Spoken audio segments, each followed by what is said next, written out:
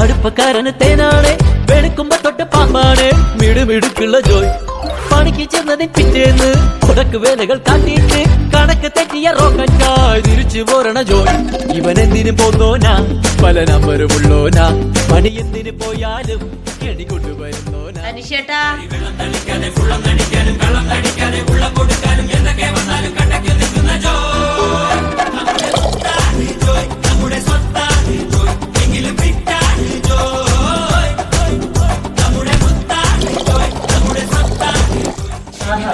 ഞാനില്ലെങ്കിൽ ചായ കിട്ടു തന്നെ കുടിക്കാൻ അറിയാം അല്ലേ?